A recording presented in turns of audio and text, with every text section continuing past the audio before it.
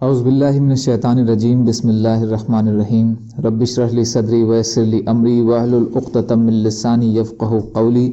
ریاض الصالحین دوسرا حصہ، احادیث نبوی صلی اللہ علیہ وسلم۔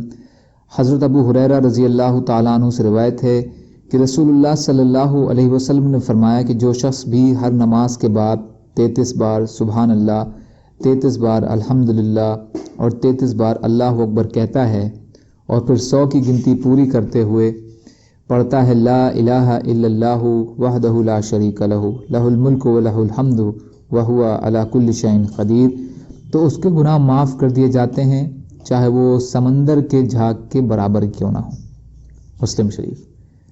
حضرت کعب بن مالک بن عجرہ رضی اللہ تعالیٰ عنہ سے روایت ہے کہ رسول اللہ صلی اللہ علیہ وسلم نے فرمایا، نماز کے بعد پڑھے جانے والے کچھ کلمات ایسے ہیں کہ ان کا پڑھنے والا یا ان کو کرنے والا نامراد نہیں ہوتا۔ وہ ہر فرض نماز کے بعد 33 بار سبحان اللہ، 33 بار الحمدللہ اور 34 بار اللہ اکبر کہنا ہے۔ مسلم شریف۔ فائدہ: معقبات کے معنی اللہ کی حمد و ثنا کے وہ کلمات جو نماز کے بعد پڑھے جائیں۔ اس میں اللہ اکبر کو 34 بار پڑھنے کی وضاحت کی گئی ہے۔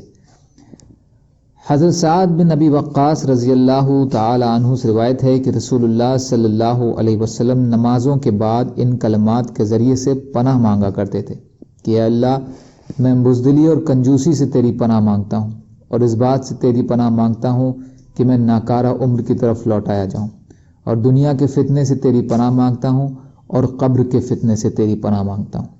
بخاری شریف۔ فائدہ: کچھ علماء کرام کے نزدیک ہر فرض نماز کے بعد ان تسبیحات کے ساتھ یہ دعا بھی پڑھی جائے جس میں کئی چیزوں سے پناہ طلب کی گئی ہے، اور کچھ نے کہا ہے کہ یہ تسبیحات تو سلام پھیرنے کے بعد پڑھی جائیں اور یہ دعا استعاذہ نماز کے آخر میں سلام پھیرنے سے پہلے پڑھی جائے۔ نبی اکرم صلی اللہ علیہ وسلم کا یہی معمول تھا۔ حضرت معاذ رضی اللہ تعالیٰ عنہ سے روایت ہے کہ رسول اللہ صلی اللہ علیہ وسلم نے ان کا ہاتھ پکڑا اور فرمایا، معاذ، اللہ کی قسم میں تجھ سے محبت کرتا ہوں۔ پھر فرمایا، معاذ، میں تجھ کو وصیت یعنی تلقین کرتا ہوں کہ تو ہر نماز کے بعد ان کلمات کا کہنا ترک نہ کرنا کہ یا اللہ، تو اپنے ذکر، شکر اور اچھے طریقے سے اپنی عبادت کرنے میں میری مدد فرما۔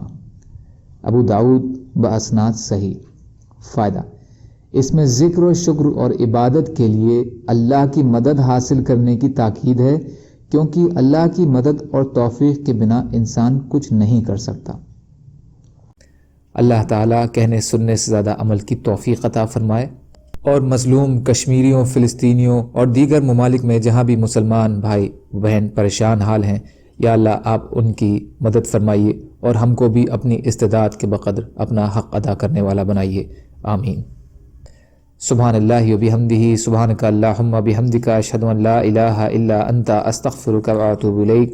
سبحان ربک رب العزت عما یصفون وسلام علی المرسلین والحمد للہ رب العالمین برحمتک یا ارحم الراحمین۔ لا الہ الا اللہ محمد رسول اللہ۔